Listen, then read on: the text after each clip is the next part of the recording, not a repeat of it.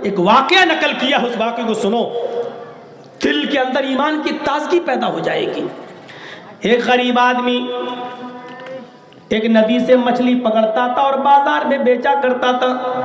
اس مچھلی کی کمائی سے وہ بیچارہ اپنے بیوی بچوں کا پیٹ پالتا تھا۔ ایک مرتبہ وہ مچھلی لے کر بازار سے ندی سے بازار کی طرف بیچنے جا رہا، راستے میں ایک ظالم آدمی مل گیا۔ مچھلی ہمیں دے۔ اس نے کہا صاحب لے لیجئے، اس کا پیسہ دے دیجئے۔ اس نے مچھلی لے لی، کہا اس کی قیمت۔ اس نے ایک لات ماری اس کے پیٹ پر۔ ہم سے قیمت مانگتا ہے، جانتا نہیں ہے میں کون ہوں؟ بالکل وہی صورتحال تھی جو آپ کے لکھیم پور کھیری میں جو کسانوں کے اوپر گاڑی چلائی گئی اور اسے ایک دن پہلے وہاں کا منسٹر کہہ رہا ہے کہ میں نیتا ہی نہیں ہوں، میں کچھ اور بھی ہوں، میرا ریکارڈ دیکھ لو، نیتا میں بعد میں ہوں، پہلے میں کچھ اور تھا۔ اتنا بولنے کے باوجود بھی کچھ نہیں ہو رہا ہے۔ اعظم خان ایک جملہ بولتے ہیں، آج تک ضمانت نہیں ہو رہی ہے۔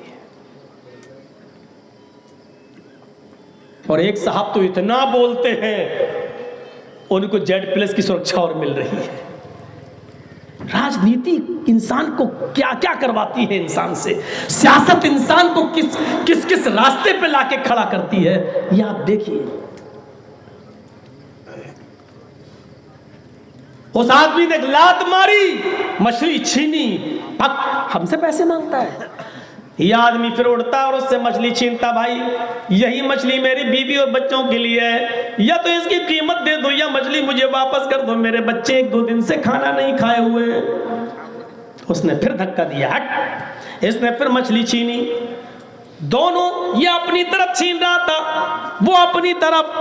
جس کی مچھلی تھی اس آدمی نے دیکھا کہ یہ چھوڑ نہیں رہا ہے تو اس نے اس کے ہاتھ کو منہ میں رکھ لیا، یہ انگوٹھا، اور کاٹ لیا۔ لیکن اس نے پھر ایک لات ماری اور مچھلی چھین کر وہ لے گیا، لیکن اس نے اس کے انگوٹھے میں کچھ کاٹ لیا، ایسے کاٹا، تھوڑا سا لگی اس کو، لیکن تھوڑی دیر میں درد بند ہو گیا۔ یہ شام کو وہاں جاتا ہے، اپنے دوستوں کو بلاتا ہے، مچھلی بناتا اور پکنک ہوتی ہے، دوستو احباب نے گل چھرے اڑائے، مچھلی کھائی، اور شام کو عشاء کے بعد اپنے بستر پہ چلے گئے سب سونے کے لیے۔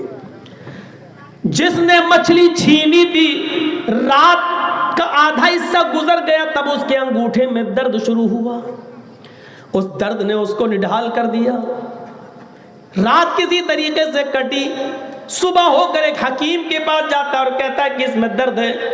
اس نے کہا صاحب اس میں تو انفیکشن پھیل گیا، زہر پھیلا ہوا ہے انگوٹھے میں، تو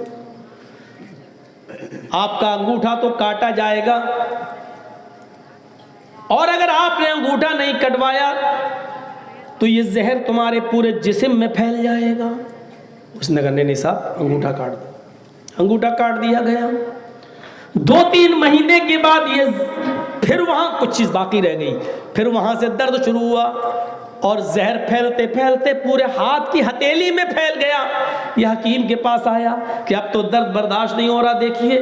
حکیم نے کہا آپریشن میں کچھ کمی رہ گئی ہوگی، انگوٹھا کاٹتے وقت کچھ حصہ باقی رہ گیا تھا، وہ زہر پوری طریقے سے نہیں نکل پایا، اس لیے اب تو میں یہ پورا کا پورا پنجہ کٹوانا پڑے گا، نہیں تو یہ زہر پھیل کر تمہارے پورے ہاتھ کو پہنچ جائے گا۔ اس نے کہا نہیں ہاتھ بچا لو، یہ پنجہ جا رہا ہے تو جانے دو۔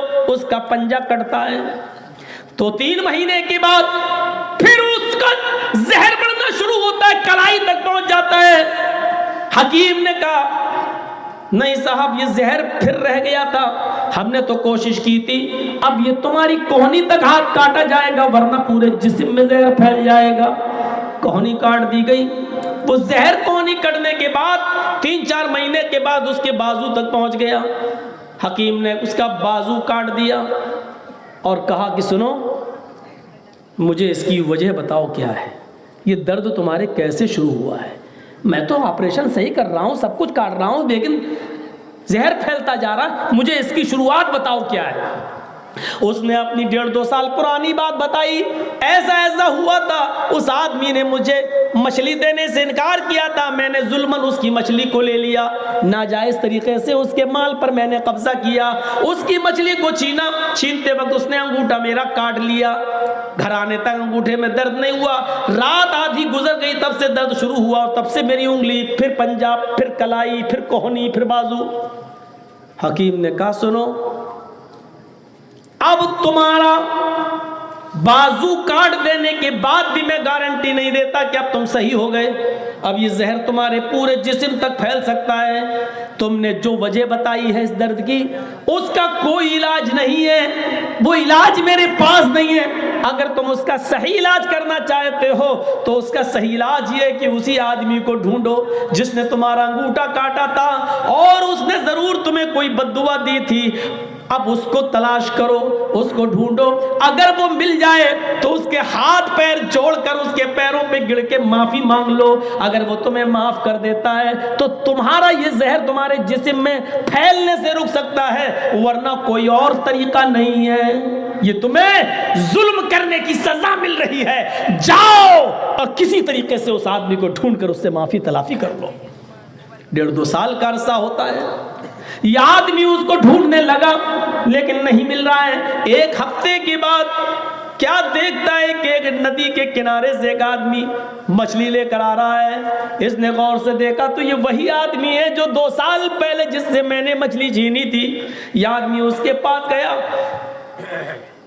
اس آدمی نے کہا جی بولیے، کہا مجھے پہچانا، کہا نہیں،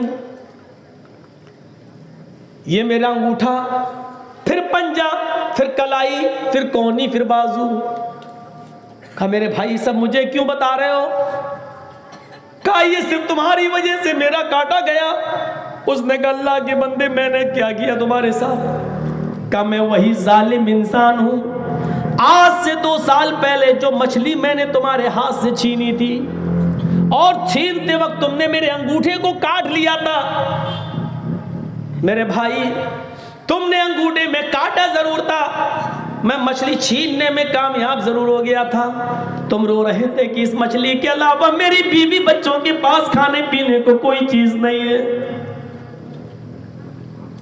لیکن میں نے نہیں سنی، مچھلی والا روتا ہے، کہتا میرے بھائی جاؤ، میں نے تمہیں صدق دل سے معاف کر دیا، میں پہچان گیا کہ تم کون ہو، میرے بھائی مجھے اگر معلوم ہوتا کہ میری بد دعا جو منہ سے نکلے گی وہ قبول ہو جائے گی تو میں کبھی بد دعا نہیں دیتا، میں جذبات میں آ کر دے گیا، اچھا تو تم نے مجھے بد دعا بھی دی تھی، کہا ہاں، جب تم نے میرے ہاتھ سے مچھلی چھینی اور لے کر جانے لگے تو مجھے اپنے بچوں کی بھوک سے بلبلانا یاد آ رہا تھا، میں اور میری بیوی 1-2 دن بھوکے رہ سکتے تھے، لیکن میرے بچوں کی تڑپ بھوک سے مجھ پہ دیکھی نہیں جا رہی تھی، اور یہی ایک ذریعہ تھا، یا تو بیچ کر میں کھانا بناتا یا اسی مچھلی کو میں گھر میں پکواتا، تم نے میرے بیوی بچوں کے پیٹ پر لات مار کر ظلم کر کے یہ مچھلی ہم سے لے لی، جب تک تم میرے آنکھوں کے سامنے جاتے رہے مجھے امید ہوتی گئی کہ اب دے جائے، اب دے جائے، اب پلٹ جائے، لیکن جب تم میری آنکھوں کے سامنے سے اوجھل ہو گئے تو میں نے آسمان پہ نظریں ڈالی اور فرمایا الہ العالمین تو اس آدمی کو دنیا میں ایسی سزا دے جو اس کے لیے نشان عبرت بن جائے، جس نے میری بیوی اور میرے بچوں کے پیٹ پر لات ماری، مجھ سے میرا رزق چھینا، آئے اللہ اس کو دنیا میں ایسی سزا دے جو لوگوں کے لیے نشان عبرت بن جائے۔ سچ کہا تھا اللہ کے نبی نے، اتق دعوت المظلوم، مظلوم کی بد دعا سے بچو، مظلوم کی بد دعا سے بچو، اس لیے کہ مظلوم جب بد دعا دیتا ہے تو اس کے اور اللہ کے درمیان کوئی پردہ نہیں ہوتا ہے، مظلوم کی بد دعا ڈائریکٹ اللہ کے عرش تک جاتی ہے، 7واں آسمان کے فرشتے اس کو دروازہ دے دیتے ہیں، راستہ دے دیتے ہیں، دروازہ کھول دیتے ہیں، مظلوم کی بد دعا ڈائریکٹ اللہ کے عرش سے ٹکراتی ہے۔ اللہ کہتا ہے میرے بندے میں تیری نہیں سنوں گا تو پھر اور کون سنے گا؟ تیرے لیے سارے لوگوں نے دروازے بند کر دیے ہیں لیکن میں نے تیرے لیے اپنا دروازہ کھول رکھا ہے۔ پھر اللہ اور ظالم کے بیچ میں پھر کوئی نہیں رہتا، پھر اللہ اس ظالم کو اس دنیا ہی میں ایسی سزا دیتا ہے جو اس کے لیے مقام عبرت اور نشان عبرت بن جاتی ہے۔ اگر مجھے معلوم ہوتا تو میں تجھے بد دعا نہیں دیتا، جہاں میں نے تجھے معاف کر دیا۔ میرے بھائیوں، جب اس کو معاف کیا گیا اس کے بعد اس کا بازو کے بعد پھر اس کا اور حصہ نہیں کاٹا گیا، وہ آدمی صحیح ہوا۔ وہ اپنے ہاتھ کو لے کر گھومتا تھا اور بازار بازار میں جا جا کر کہتا تھا لوگوں ظلم نہ کرو، لوگوں مظلوم کی بد دعا سے بچو، یہ مظلوم کی بد دعا کا نتیجہ ہے جو آج میرا ہاتھ کاٹا گیا ہے، یہ مظلوم کی آہ کا نتیجہ ہے جو میرا ہاتھ کاٹا گیا ہے۔ یا ایھا الذین آمنوا لا تاکلوا اموالکم بینکم بالباطل، ایمانو والو تم ایک دوسرے کا مال ناجائز طریقے سے نہ کھاؤ۔ یہ ساری قسمیں ناجائز طریقے سے ہیں کھانے کی۔ تیسری چیز اللہ کے نبی نے بتائی وَرِبَ الْجَاهِلِيَّةِ مَوْضُوعٌ، میں نے جاہلیت کے سود کو، بیاج کو میں نے اپنے پیروں سے روند دیا۔ قرآن سود کے بارے میں کیا کہتا ہے؟ یا ایھا الذین آمنوا لا تأکلوا الربا اضعافا مضاعفۃ، ایمانو والو تم سود کو دگنا چوگنا کر کے مت کھاؤ۔ ہم نے 1 لاکھ روپیہ تمہیں دیا، لاؤ 1 سال کے بعد تم ہمیں 2 لاکھ دے دینا یا 1.5 لاکھ، ٹھیک ہے، نہیں دے پائے 2 سال کے 3 سال ہو گئے، وہ 1 لاکھ تھا میرا، آپ نے دوسرے سال نہیں دیا، تیسرے سال میں 3 لاکھ ہو گیا، چوتھے سال میں 4 لاکھ ہو گیا، 1 کا 2 ہو گیا، 2 کا 4 ہو گیا، 4 کا 6 ہو گیا۔ اللہ نے اسی کو منع کیا ہے، اے ایمان والو تم سود کو دگنا اور چوگنا کر کے مت کھاؤ، منع کیا۔ اور پھر اسلام نے سود کے بارے میں اتنی بندشیں باندھ دی ہیں کہ اللہ کے نبی صلی اللہ علیہ وسلم نے فرمایا، ابن ماجہ کے الفاظ ہیں، حضرت ابو ہریرہ اس حدیث کے راوی ہیں، اللہ کے نبی فرماتے ہیں الربا 70 حوبا ایسرها ان ينكح الرجل امه۔ اللہ کے نبی صلی اللہ علیہ وسلم فرماتے ہیں کہ سود کے 70 درجے ہیں، سنیے، اور ربا 70 حوبا، سود کے بیاج کے 70 درجے ہیں۔ سب سے ہلکا درجہ اور آسان درجہ کیا بتایا؟ ایسرها ان ينكح الرجل امه، سب سے ہلکا 70 درجوں میں سب سے ہلکا درجہ یہ ہے کہ ایک مرد اپنی ماں کے ساتھ نکاح کرتا ہے۔ کیا کوئی مرد اپنی ماں کے ساتھ نکاح کر سکتا ہے؟ بتانے کا مقصد کیا ہے اس حدیث کے اندر؟ کہ جس طریقے سے ایک بیٹا اپنی ماں کے ساتھ نکاح کرنا چاہے تو اس کی کوئی شکل نہیں ہے جائز ہونے کی۔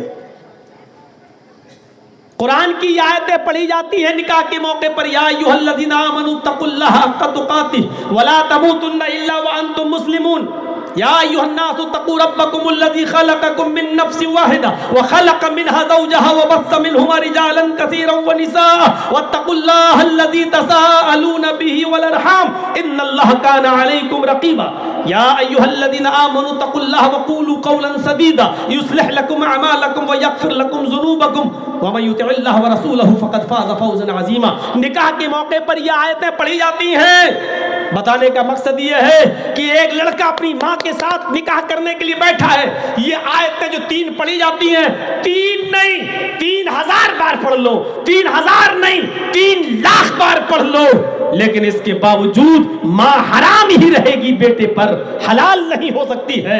اسی طریقے سے سود کو چاہے کتنا بسم اللہ کہہ کے کھاؤ، چاہے پورا قرآن پڑھ کر سودی کمائی پر اور سودی رقم پہ اوپر کھاؤ، سود حرام ہی رہے گا۔ جس طریقے سے ماں بیٹے پر حرام رہتی ہے اسی طریقے سے سود حرام رہے گا، کسی قیمت پر حلال نہیں ہو سکتا ہے سود۔ ان ينكح الرجل امه، جس طریقے سے سود کا سب سے ہلکا درجہ یہ ہے کہ ایک مرد ایک آدمی اپنی ماں کے ساتھ نکاح کر لے. آدمی اس لڑکے کو کتنا بری نظر سے دیکھتا ہے جو اپنی ماں کو اپنی بیوی بنا کر رکھے ہوئے ہو. بتانے کا مقصد یہ ہے کہ سماج والوں، گاؤں والوں، نارائن پور والوں، معظم پور والوں، شری رام پور والوں، لکھی پور والوں، بلیا ڈنگا والوں، کلیا چک والوں، مالدہ والوں، جتنا تم اس آدمی کو بری نظر سے دیکھتے ہو جو اپنی ماں کو اپنی بیوی بنا کر رکھا ہے، اس سے 70 گنا بڑھ کر تم اس آدمی کو بری نظر سے دیکھو جو سود کھاتا ہے. سود کا یہ سب سے ہلکا درجہ ہے، اور جو 69 درجے جو ہیں وہ اس سے بڑے بڑے ہیں. یہاں تو کھانے سے مطلب ہے چاہے جیسا ہو ہماری دعوت آنی چاہیے، اور باقاعدہ مانگتے ہیں، دیسی ہے. کیسے حلق کے نیچے اتر جاتا ہے اور کیسے ہمارے ضمیر گوارا کر لیتے ہیں. اللہ کے نبی صلی اللہ علیہ وسلم نے ایک اور حدیث میں بیان فرمایا، حضرت براء ابن عازب اس حدیث کے راوی ہیں، کہتے ہیں کہ اللہ کے نبی صلی اللہ علیہ وسلم نے فرمایا الربا 72 بابا وَأَدْنَاهَا مِثْلُ إِتْيَانِ الرَّجُلِ عَلَى أُمِّهِ. اللہ کے نبی نے فرمایا سود کے 72 درجے ہیں، دروازے ہیں. اس حدیث میں 70 بتائے، اس میں 72 بتائے. اس میں درجے کہے، اس میں دروازے کہے. الربا 72 بابا، سود کے 72 دروازے ہیں. وہ ادنا، سب سے قریب دروازہ کون سا ہے؟ مثل اتیان الرجل امہ، کوئی شخص اپنی ماں کے پاس زنا کی نیت سے آتا ہے اور اپنی ماں کے ساتھ زنا کرتا ہے. یہ سب سے قریب دروازہ ہے، سب سے قریب دروازہ یہ ہے سود کا. اب 61 دروازے کیا ہوں گے جب سب سے قریب دروازہ یہ ہے کہ انسان اپنی ماں کے ساتھ زنا کر رہا ہے. کہاں ہیں ہم؟ سود کے بارے میں ہم تصور کریں روح کانپ جاتی ہے. ایک اور حدیث سن لیجئے، اللہ کے نبی صلی اللہ علیہ وسلم نے فرمایا درہم ربا یاکلہ الرجل وہو یعلم.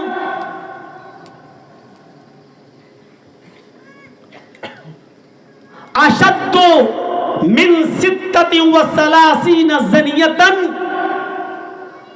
اس حدیث کو امام طبرانی میں نقل کیا ہے، اور علامہ البانی اس حدیث کو اپنی سلسلۃ احادیث الصحیحہ کے اندر نقل کر رہے ہیں. یعنی یہ حدیث صحیح درجے کی ہے. کیا ہے؟ درہم ربا. ابھی تک تو سود کے بارے میں سنا، اتنے دروازے، اتنے درجے، اتنے وہ ہیں. یہاں کیا فرمایا؟ درہم ربا، 1 درہم کھانا سود کا. پیٹ بھر کے چھوڑ دو. 1 درہم، جس نے سود کا 1 درہم کھایا، درہم ربا یاکلہ الرجل وہو یعلم، اور آدمی جان بوجھ کر کھائے. 1 درہم سود کا، 1 درہم جسے انسان کھاتا ہے اس حال میں کہ وہ جانتا ہے کہ یہ سود ہے. وہ جانتا ہے کہ بینک میں میں نے 1 لاکھ جمع کیا تھا، 6 مہینے کے بعد 1,03,000 ہو گیا ہے. یہ 3,000 وہی ہے. اس کا 1 روپیہ، 1 درہم اس میں سے کھانا، درہم و ربا یاکلہ الرجل وہو یعلم، وہ جانتا ہے کہ یہ سود کا ہے. اشد من 36، 30 اور 6 36، یہ 36 مرتبہ زنا کے برابر ہے. اشد من 36 زنیتن، گویا کہ اس نے 36 مرتبہ زنا کیا ہے. سود کا 1 درہم کھانا یہ سخت ہے، زیادہ ہے. 36 مرتبہ زنا کرنے سے بھی سخت ہے. ہم یہاں سے اندازہ لگائیں ہم سود کھا رہے ہیں. اور حضرت جابر ابن عبداللہ کی اس حدیث نے تو کلیئر کر دیا، لعن رسول اللہ صلی اللہ علیہ وسلم آکل الربا وموکلہ وکاتبہ وشاہدیہ وقالہم سواء. اگر کسی کی نوکری بینک میں لگی ہوئی ہو تو وہ معاف کرے ہمیں. اللہ کے نبی نے فرمایا اللہ کی لعنت ہو اس آدمی پر جو سود کھاتا ہے، آکل الربا، سود کھانے والے پر، وموکلہ، کھلانے والے پر۔ سود ملا ہمیں اور ہم کھلا رہے ہیں آپ کو، کھانے والے پر بھی لعنت، کھلانے والے پر بھی لعنت، وکاتبہ، سود کا کاروبار لکھنے والے پر بھی۔ ہم سود نہ کھا رہے ہیں نہ کھلا رہے ہیں، لیکن ایک بینک میں جرجی صاحب کام کر رہے ہیں، پرائیویٹ بینک ہے، لیکن ہم اس میں سودی کاروبار لکھ رہے ہیں۔ ہاں تم نے 1 لاکھ جمع کیا، 6 مہینے کے بعد ہم 1 لاکھ کو 1,03,000 کر رہے ہیں، 4,000 کر رہے ہیں، 5,000 کر رہے ہیں، لکھ تو رہے ہیں، ہم کھا نہیں رہے ہیں، کھلا نہیں رہے ہیں، لیکن لکھ رہے ہیں، اس پر بھی لعنت۔ وشاہدیہ، دونوں طرف سے گواہی دینے والوں پر۔ ایسا ہوتا ہے نا صاحب، مولانا ہم 1 لاکھ روپے کی ضرورت ہے، آپ دے دیجئے۔ ارے میری بیٹی کی شادی 6 مہینے کے بعد ہم آپ کو 1,20,000 دے دیں گے۔ اس بات کی گارنٹی کیا ہے کہ 1,20,000 دو گے؟ چلو گواہ لے کے آؤ۔ ایک آدمی گواہ لے کے آ رہا ہے، اب 6 مہینے کے بعد وہ میرا پیسہ نہیں دے رہا ہے، 1,20,000 نہیں دے رہا ہے، اب وہ آدمی گواہی دے رہا ہے کہ ہاں بھائی جرجی صاحب آپ نے دیا تھا 1 لاکھ اور اس نے کہا تھا کہ 1,20,000 دیں گے۔ دونوں طرف سے جو گواہی دے رہا ہے، یا میری طرف سے اور اس کی طرف سے، وشاہدیہ، اس کے دونوں گواہوں پر بھی لعنت، گواہی دینے والوں پر بھی لعنت۔ اور اللہ کے رسول نے اس کے بعد یہی نہیں کہا کہ بس لعنت، قال ہم سواء، کہا یہ سب برابر ہیں، یعنی جتنا گناہ سود کھانے والے کو ملے گا اتنا ہی گناہ لکھنے والے کو ملے گا، اور اتنا ہی گناہ گواہی دینے والے کو بھی ملے گا، چاہے اس نے سود کھایا ہو یا نہ کھایا ہو، درجے میں سب برابر ہیں۔ کہاں ہیں ہم؟ چلیے 3 چیزیں ہو گئیں، چوتھی چیز پہ آئیے، فاتقوا اللہ فی النساء، عورتوں کے سلسلے میں اللہ تبارک و تعالیٰ سے ڈرو، فَإِنَّكُمْ أَخَذْتُمُوهُنَّ بِأَمَانِ اللَّهِ وَاسْتَحْلَلْتُمْ فُرُوجَهُنَّ بِكَلِمَةِ اللَّهِ، تم اللہ سے عورتوں کے سلسلے میں ڈرو، تم نے ان کو اللہ کی امان میں لیا ہے اور اللہ کے کلمے کے ذریعے تم نے ان کی شرمگاہ کو اپنے اوپر حلال کیا ہے۔ حق بتا دیا اللہ کے نبی صلی اللہ علیہ وسلم نے، تمہارا حق یہ ہے، یعنی عورتوں کا، کہ وہ اپنے شوہر کے بستر پر کسی ایسے مرد کو نہ آنے دیں جس سے مرد کو، شوہر کو تکلیف ہوتی ہے، اس کو ناپسند کرتا ہے، اور اگر ایسا کریں تو شوہر ان کو مار سکتے، ہلکی مار۔ اور مردوں کی ذمہ داری یہ ہے کہ وہ اپنی بیوی کو انصاف، دستور کے مطابق، سماج کے رسم و رواج کے مطابق، معاشرے کے طور طریقے کے مطابق کھانے پینے میں، دوا اور علاج میں ان کی کمی نہ ہونے دے۔ ایک چیز اللہ کے نبی نے عورتوں کے سلسلے میں مردوں کو بہت چاق و چوبند رہنے کے لیے کہی ہے، اور اس میں خیال رکھنا پڑے گا عورتوں کا۔ وہ کیا ہے؟ اللہ کے نبی صلی اللہ علیہ وسلم فرماتے ہیں، استوصوا بالنساء، عورتوں کے سلسلے میں میں تمہیں وصیت کرتا ہوں، عورتوں کے سلسلے میں میں تمہیں نصیحت کرتا ہوں۔ کیا نصیحت کرتا ہوں؟ فَإِنَّ الْمَرْأَةَ خُلِقَتْ مِنْ ضِلْعٍ، عورت پسلی سے پیدا ہوئی ہے، وَإِنَّ أَعْوَجَ مَا فِي الضِّلَعِ أَعْلَاهُ، آئے مردو، پسلی سے عورت پیدا ہوئی ہے، اور پسلیوں میں سب سے زیادہ ٹیڑھی پسلی اوپر والی ہوتی ہے۔ یہ پسلی ہے، یہ سب پسلیاں ہیں، یہ اوپر والی پسلی اور ٹیڑھی ہوتی ہے۔ پسلی یہ ہے، جب آپ اس کو اگر نکالیں گے تو انسان کی ہو یا کسی کی، ایسے نکلے گی، ایسے، یہ پسلی ہے۔ تو اللہ کے نبی فرماتے ہیں کہ عورت پسلی سے پیدا ہوئی ہے، اور پسلی ٹیڑھی ہوتی ہے، اور اوپر والی پسلی تو سب سے زیادہ ٹیڑھی ہوتی ہے، اور عورت اوپر والی پسلی ہی سے پیدا ہوئی ہے۔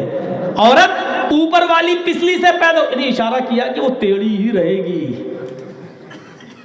یہ پسلی ہے۔ فَإِن ذَهَبْتَ تُقِيمُهُ كَسَرْتَهُ، اگر اس پسلی کو تم سیدھا کرنا چاہو گے، یہ پسلی ہے، اب اس کو آپ سیدھا کرنا چاہو گے تو اللہ کے نبی کیا فرماتے ہیں؟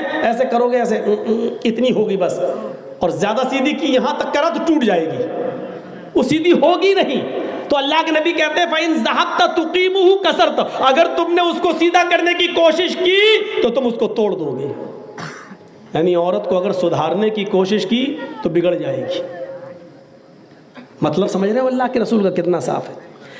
عورت پسلی سے پیدا، اور پسلی کو اگر سیدھا کرو گے تو سیدھی نہیں ہوگی، ٹوٹ جائے گی. اگر تم نے سیدھا کرنے کی کوشش کی توڑ دو گے. وَإِن تَرَكَهُ لَمْ يَزَلْ أَعْوَجَ، اور ایسے ہی چھوڑ دو گے تو ٹیڑھی رہے گی، پھر وہ سیدھی نہیں ہوگی. دونوں باتیں کہہ دی، دونوں باتیں کہہ دی. اگر سیدھا کرو گے تو توڑ دو گے، اور ایسے ہی چھوڑ دیا تو ٹیڑھی رہے گی، سیدھی نہیں ہوگی. تو مطلب کیا ہے؟ عورت پسلی کی مانند ٹیڑھی ہے، اس کے ٹیڑھے پن کو تمہیں قبول کرنا پڑے گا، تمہیں سہنا پڑے گا. تم اس کو سیدھا کرنے کی کوشش کرو گے تو ٹوٹ جائے گی. ٹوٹنے کا مطلب یہ ہے کہ وہ طلاق لے لینا گوارا کر لے گی لیکن سدھرے گی نہیں. عورتیں گالی تو نہیں دے رہی ہوں گی؟ میں ماں بہنوں تھوڑی معاف کر دینا، تمہاری مطلب کی بات کہہ رہا ہوں. مردوں کو اس بات سے سمجھوتا کرنا پڑے گا، لوگوں کو، ہمیں اور آپ کو اس بات سے سمجھوتا کرنا پڑے گا. کچھ کمی اس طریقے کی عورت، اس کو آپ کو برداشت کرنا پڑے گا، اس لیے ٹیڑھی رہنے دو، سمجھوتا کرو. حضرت عمر فاروق کے پاس ایک شخص آیا اپنی بیوی کی شکایت لے کر، تو دروازے پر ابھی دستک دینے ہی والا تھا تو سن رہا کہ اندر سے آواز آ رہی ہے. تو اس نے کان لگا کر سنا تو کیا سنتا ہے کہ عمر فاروق کی بیوی عمر پہ برس رہی ہیں. ویسا کرتے صبح چلے جاتے شام تک، گھر میں کھانا پکنا کون لائے، کون دیکھے گا، کیا ہے. اور عمر چپ چاپ سن رہے ہیں. اس نے کہا لو، ہم تو اپنی بیوی کی شکایت لے کے آئے، یہ تو اپنی بیوی کے آگے سر جھکائے بیٹھے، یہ ہمارا کیا علاج کریں گے. جانے لگا وہ. جب وہ جانے لگا تو حضرت عمر فاروق اپنی بیوی کی سخت سننے کے بعد نکل گئے. تو دیکھا کہ وہ جا رہا، کہا اے ادھر آؤ ادھر آؤ، تم تو میرے پاس آئے تھے. کہا جی. کہ بولو کیا کام ہے؟ کہا کچھ نہیں، اب میں جا رہا ہوں. کہہ رہے کام بتاؤ، کسی کام سے آئے تھے نا؟ آیا تھا لیکن وہ آپ کے بس میں نہیں ہے، وہ آپ کی طاقت سے دور جا چکا ہے. حضرت عمر نے کہا میں امیر المومنین ہوں، بتاؤ نا کیا کام ہے. کہا کچھ نہیں، آپ کر ہی نہیں پائیں گے. ارے بتاتا کیوں نہیں پہلے سے کہہ رہا کہ کر نہیں پائیں گے. کہا میں اپنی بیوی کی شکایت لے کر آیا تھا کہ وہ ہمیں سخت سست کہتی ہے، الٹا سیدھا بولتی ہے. میں سوچ رہا تھا کہ آپ سے شکایت کروں، یہاں آتا ہوں تو سن رہا ہوں کہ آپ کی بیوی خود آپ کو سخت سست کہہ رہی ہے. آپ گردن ڈالے بیٹھے ہیں، آپ کچھ بول ہی نہیں رہے. جو آدمی اپنی بیوی کی سن رہا ہو اور اس کے آگے کچھ نہیں بول رہا ہو تو وہ میرا کیا علاج کرے گا. حضرت عمر فاروق نے یہی حدیث سنائی. کیا تمہیں معلوم نہیں ہے عورت پسلی سے پیدا ہے اور پسلی ٹیڑھی ہوتی ہے. اللہ کے نبی نے فرمایا فَإِن ذَهَبْتَ تُقِيمُهُ كَسَرْتَهُ، اگر تم نے اس کو سیدھا کرنے کی کوشش کی تو ٹوٹ جائے گی، اور اگر ایسے ہی چھوڑ دیا تو ٹیڑھی رہے گی. ارے یار عورتیں اتنا کام کرتی ہیں، اگر تھوڑا سا برداشت کر لو، تھوڑی سی ڈانٹ تو کیا ہوا. یہ بتاؤ کھانا بنانا عورت کا حق ہے؟ کہا نہیں. کہا وہ بنا دیتی ہے. روٹی پکانا عورت کا حق ہے؟ کہا نہیں، لیکن وہ پکا دیتی ہیں. بچہ پیدا کر کے دودھ پلانا عورت کا حق نہیں ہے، یہ باپ کی ذمہ داری ہے کہیں سے بھی دودھ پلوائے، لیکن وہ پلا دیتی ہیں. بچہ پیشاب و پائخانہ اور لیٹرین کر لے تو بیوی کا حق نہیں ہے کہ وہ اس کو صاف کرے، کیونکہ بچہ باپ کا ہے. لیٹرین پیشاب پائخانہ اس کے کپڑے دھونے کی ذمہ داری باپ کی ہے، لیکن وہ کر دیتی ہے. یار ہمارے لیے جب اللہ نے اس کے دل میں اتنی رحمت ڈال دی ہے، وہ ہمارے کام بھی کر رہی ہے، کھانا بنا دیتی ہے، روٹی بنا دیتی ہے، گھر مکان صاف کر دیتی ہے، بچوں کو نہلا دھلا دیتی ہے، اس کو دودھ پلا دیتی ہے. اگر دو چار ڈانٹ ہم سن لیں تو کیا چلا جا رہا ہے تمہارا. گھر بناؤ، بہتر اسی میں ہے کہ گھر بنا کے چلو. کہا اچھا میں تو یہ بتاؤں گا ہی نہیں اپنی بیوی کو، اگر یہ بتا دیا تو آج کے بعد روٹی بھی ہم ہی کو پکانا پڑے گی، کھانا ہم ہی کو پکانا پڑے گا. وہ تو روٹی چل گیا. تو میرے بھائیوں، عورتوں کی ذمہ داری کو ٹھیک ہے، کچھ چیزیں ہوتی ہیں لیکن اس کا حل بتایا کہ یہ فطرت ہے عورت کی، اور ایک میں نہیں سب میں پائی جاتی ہے. پوری زندگی آپ اس کو عیش و آرام دیں، ایک مرتبہ اگر کبھی آپ کو جو پہلے مہینے کی تنخواہ ملی اور اس کے خواہش کے مطابق سامان نہیں آیا، تمہارے گھر میں جب سے آئی ہوں ایسی تو رہتی ہوں، کب تم نے کیا ہمارا خیال؟ جب رات میں ملنے آنا ہوتا تو بڑے شوق سے چلے آپ کو سنا ڈالیں گی دنیا بھر کی تمام باتیں. یہ ہوتی ہے عورت کی فطرت ہے، کیا کیا جائے؟ تو اللہ کے رسول نے کہا کہ وہ پسلی سے پیدا ہے۔ حضرت معاویہ قشیری رضی اللہ تعالیٰ عنہ اپنے باپ سے روایت کرتے ہیں، اور ان کے باپ کہتے ہیں کہ سأل رجل، ایک آدمی نے نبی صلی اللہ علیہ وسلم سے سوال کیا، ما حق الزوجہ، میری بیوی کے میرے اوپر کیا حق ہے؟ تو اللہ کے نبی صلی اللہ علیہ وسلم نے فرمایا تطعمها اذا طعمت وتكسوها اذا اكتسيت ولا تضرب الوجه ولا تقبح ولا تهجر الا في البيت۔ یہ 3-4 چیزیں عورتوں کے بارے میں بتائی۔ تم بیوی کا حق پوچھتے ہو کیا ہے؟ سنو، پہلا حق یہ ہے کہ تطعمها اذا طعمت، جب تم کھانا کھاؤ تو اپنی بیوی کو کھلاؤ، جو تم کھاؤ وہ اپنی بیوی کو کھلاؤ۔ وَتَكْسُوهَا إِذَا اكْتَسَيْتَ، جو تم پہنو وہ اپنی بیوی کو پہناؤ۔ اس کا مطلب یہ نہیں کہ تم جینز پہنو بیوی کو بھی جینز پہناؤ، مطلب جس کوالٹی کا کپڑا تم پہن رہے ہو اسی کوالٹی کا کپڑا اپنی بیوی کو پہناؤ۔ جو تم کھا رہے ہو وہ بیوی کو کھلاؤ، جو تم پہن رہے ہو وہ اپنی بیوی کو پہناؤ۔ اور تیسرا حق بیوی کا یہ وَلَا تَضْرِبِ الْوَجْهِ، تم اس کے چہرے پر کبھی تھپڑ مت مارنا۔ کبھی کبھی غلطیاں کر جائیں یا تمہارے بستر پر کسی غیر مرد کو بلا لیں تو ان کے چہرے پر مت مارنا۔ چہرے کا مطلب یہ نہیں ہے کہ دوسری جگہوں پہ جتنا چاہو مارو، نہیں، ہاں اگر وہ دوسرے کو بستر پہ بلا رہی ہیں تب مار سکتے ہو، وہ بھی چہرے کو چھوڑ کر دوسری جگہ، اور وہ بھی ہلکی مار۔ 3 چیزیں، ولا تقبح، اور چوتھا حق بیوی کا یہ ہے کہ تم اس کو برا بھلا نہیں کہو، اس کو الٹا سیدھا نہیں بولو گے، تیرے باپ نے کیا دے دیا، چلی آئی چڑیل بن کے بھاگ۔ اس کے خاندان کو برا کہو، اس کے گھر والوں کو برا کہو، اس کو برا بھلا کہو، نہیں۔ ولا تقبح، اس کو برا بھلا مت کہو۔ اور میاں بیوی میں تکرار ہو ہی جاتی ہے، کبھی کبھی لڑائی جھگڑے ہو ہی جاتے ہیں۔ فرمایا کہ اگر تمہیں اپنی بیوی کو الگ بھی کرنا پڑے، اپنی بیوی کو دور کرنا پڑے اپنے سے، تو ولا تہجر الا فی البیت، تو گھر سے باہر مت نکالنا، تم اپنا بستر الگ کر دینا، لیکن اپنی بیوی کو رکھنا اپنے گھر ہی میں، بھلے ہی بستر الگ کر لینا، کمرہ بدل لینا، لیکن اپنے گھر سے تم اس کو باہر مت نکالنا، اپنے گھر سے اس کو دور مت کرنا، کیونکہ شیطان تو یہی چاہتا ہی ہے۔ ادھر میاں بیوی ایک ساتھ رہیں گے، 1 دن 2 دن 3 دن کے بعد دونوں پھر ایک دوسرے سے مل ہی جائیں گے، کیونکہ ایک دوسرے کو ایک دوسرے کی ضرورت ہے، اور بنا ایک دوسرے کے کوئی رہ نہیں سکتا ہے۔ یہ فطرت اللہ تعالیٰ نے ایسی رکھی ہے، اس لیے فرمایا کہ وَلَا تَحْجُرْ إِلَّا فِي الْبَيْتِ، اس کو گھر سے باہر مت نکالنا، اگر الگ بھی کرنا پڑے، چھوڑنا پڑے تو گھر ہی میں اس کو چھوڑنا، یہ ذمہ داری ہے۔ تو یہ عورتوں کے تعلق سے کہا ہے۔ اور 5ویں چیز آخری کہ ہم تمہارے درمیان ایک چیز چھوڑ رہے ہیں، جب تک تم اس کو پکڑے رہو گے کبھی گمراہ نہیں ہوگے۔ وہ کیا ہے؟ اللہ کی کتاب۔ یہ قرآن سے اپنا رشتہ جوڑو میرے بھائیو۔ قرآن جو پڑھے گا وہ حدیث اپنے آپ پڑھے گا۔ قرآن پر آپ عمل کر ہی نہیں سکتے جب تک کہ حدیث نہ پڑھے۔ قرآن نے کہا انما حرم علیکم المیتۃ، سارے مردے تمہارے اوپر حرام ہے، تو کیا آپ مچھلی بھی چھوڑ دو گے؟ کیا آپ ٹڈی بھی چھوڑ دو گے؟ نہیں، یہ آپ کو حدیث بتائے گی کہ سارے مردے حرام ہیں، لیکن اللہ تعالیٰ نے مچھلی اور ٹڈی 2 مردے حلال بھی کیے ہیں۔ اللہ نے کہا ہے انما حرم علیکم المیتۃ والدم، سب خون تمہارے اوپر حرام ہے، تو کیا سارا خون حرام ہے؟ نہیں، اللہ کے نبی نے فرمایا الکبد والطحال، کلیجی اور تلی، یہ 2 چیزیں تمہارے لیے جانور کی حلال ہے۔ کلیجی بھی خون ہوتا ہے اور تلی بھی خون ہوتا ہے۔ تو قرآن جب پڑھو گے تو قرآن کو سمجھنے کے لیے حدیث پڑھو گے ہی، یعنی قرآن و حدیث دونوں کو مضبوطی سے پکڑے رہنا۔ ان دونوں کو چھوڑا برباد ہو جاؤ گے، گمراہ ہو جاؤ گے۔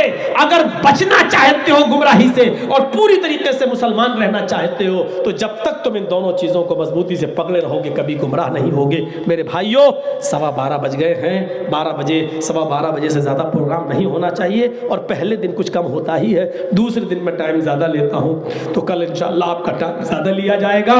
ہم نے یہ 4-5 چیزیں جو بتائی ہیں، خون، مڈر، مال، سود، عورتوں کے حقوق اور کتاب و سنت، یہ اسلام کے اندر ہمیں پورے کے پورے داخل ہونے کے لیے ضروری ہے کہ ہم ان چیزوں پر عمل کریں۔ اللہ تعالیٰ سے دعا ہے کہ بار الہ تو ہم تمام مسلمانوں کو ہدایت عطا فرما، عقل سلیم عطا فرما، اللہ جب تک تو ہمیں زندہ رکھ، اسلام پہ زندہ رکھنا، جب ہمارا خاتمہ ہو تو ایمان پر ہمارا خاتمہ فرمانا.